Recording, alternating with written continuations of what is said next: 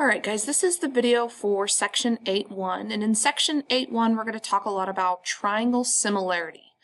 So a lot of what we do in this section should be review.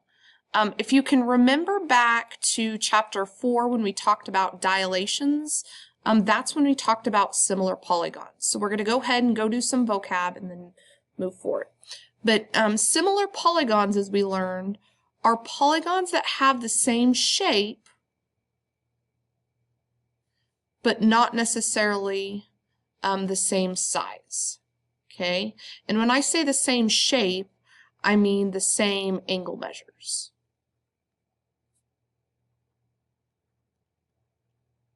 So think about when we dilated a figure. So say we dilated this small triangle here, and it got to be this big triangle here, right? The shape of it was the same, but the size was different. But if you remember, all the angle measures are the same, but those would be similar polygons. So a dilation is when a figure is reduced or made smaller or enlarged, which would be made bigger. Okay? And an enlargement is a dilation is when the image is larger than the pre-image. So we're getting bigger. And if you remember, that's when the scale factor is greater than 1. Okay, now a reduction is the opposite. It's when the image is smaller than the pre-image. And we know the scale factor is between 0 and 1. Okay, and then the scale factor, remember guys, the scale factor is the ratio of the lengths of the corresponding sides of the image and the pre-image. And if you remember right, it is represented by the lowercase letter k. And then we also found the scale factor as the image divided by the pre-image.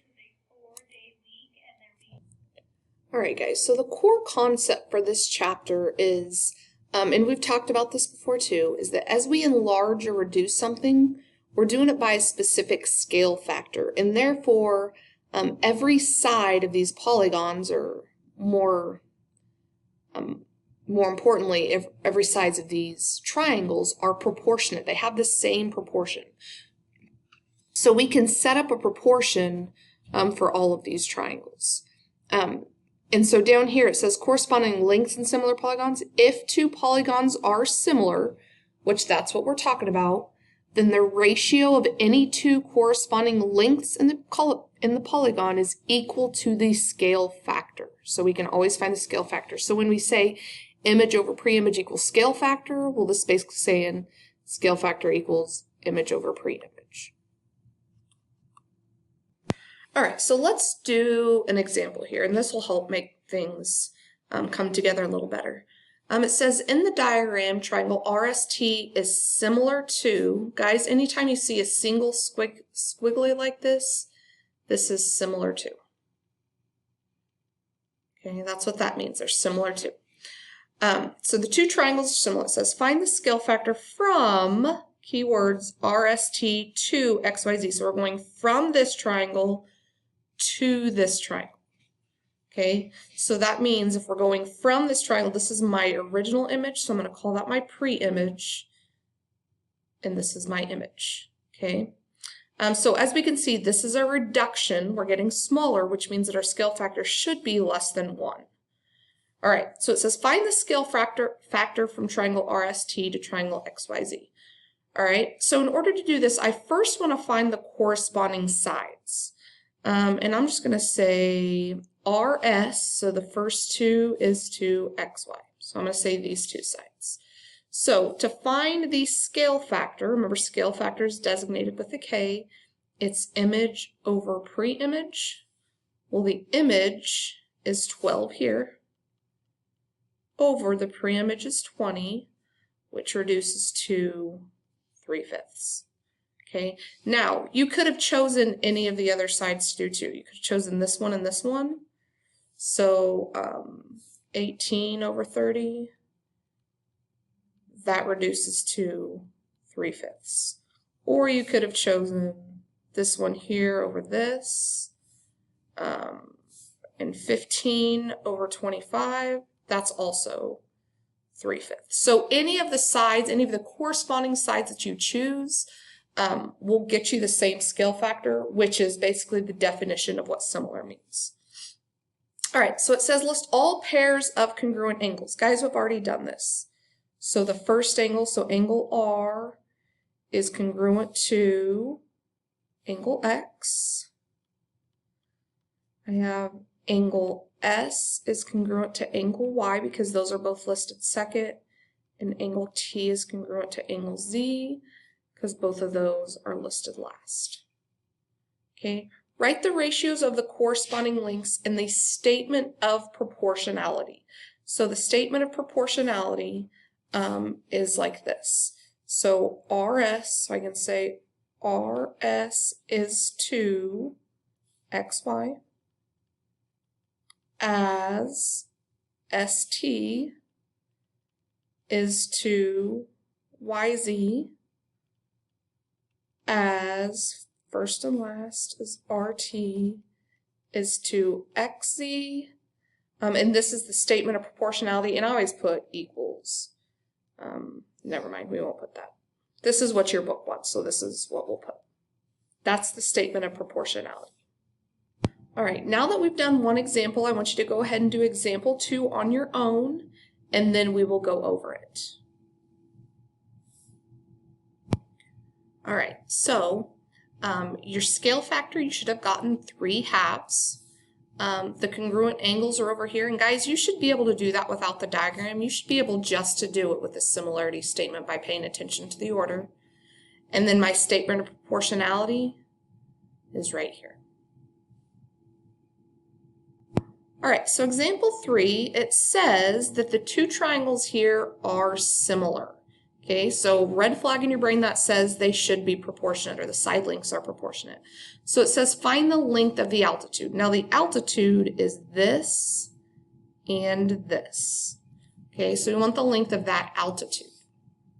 Okay, so we're going to set up a proportion. Everything we do, or most everything we do in this section or chapter, is setting up a proportion.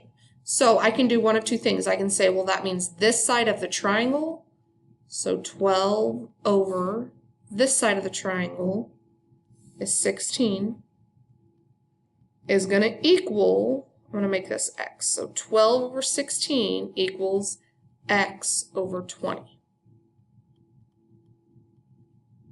Okay? All right, now some of you freak out when we get to fractions, but remember, when we have two fractions with an equal sign, we are going to cross multiply. Okay, a lot of teachers call this the butterfly effect. So 16 times x is going to equal 12 times 20.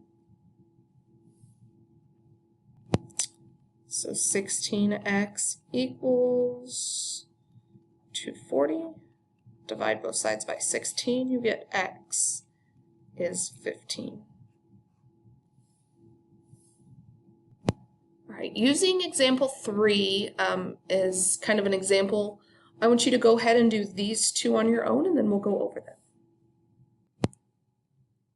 All right, so this is what you should have gotten for example 4. So notice I set this up with 10 over 5. You could have also set it up as 12 over 6 or 16 over 8. Or if you would have flipped the order here, you would have flipped the order here. Just make sure you're consistent. So on A, you should have gotten x equals 8. And on B, you should have gotten x equals 42. All right, guys, here's a theorem here, and it just talks about perimeters of similar polygons. And all you need to remember is that for similar polygons, the scale factor of the perimeter is the scale factor among the sides. So if you can find the scale factor of the sides, that's also the scale factor of the perimeter. All right, so let's do an example. So if I want to find the scale factor of the sides, I have 10 is to 15. Okay, so 10 is to 15. Ooh, is to 15. That's the scale factor. I'm just going to write scale factor of the sides. Okay, and 10 over 15 reduces to 2/3, so 2 to 3. So I can find the scale factor of the perimeter. The scale factor of the perimeter is the same thing too. So I can find the perimeter of gazebo A without doing the math and finding all the sides. Okay, so I can say the scale factor of the sides, which is 2/3, is going to be the same as the scale factor of the perimeter. So I don't know what, I'm just going to put P over, now what's the perimeter over here? So if we add up all these sides here, I got perimeter 69, so over 69. And from here, we can do our math, so I can say 3P equals 138. Divide both sides by 3. I get P is 46. So the perimeter on the left is 46. And we found that without getting the length of every side. All right, now when we go to areas of similar figures, this is a little bit different because we're going from one-dimensional to two.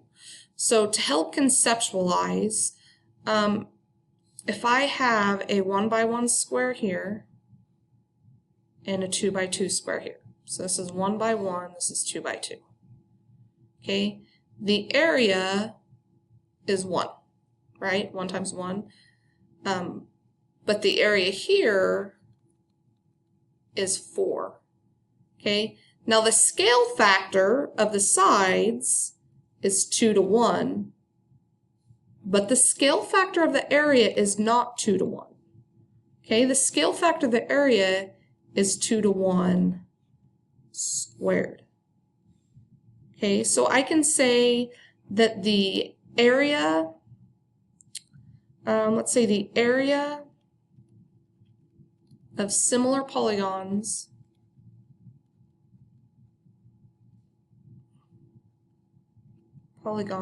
is squared the area, or sorry, the scale factor of the sides. Okay, so you take the scale factor of the sides and you have to square it. And that's because we're going from one-dimensional to two-dimensional. All right, so let's do an example. So to find the scale factor of the sides, or scale factor in one dimension, I have 10 over 5, or you can do 5 over 10, whichever, which gives me 2 to 1.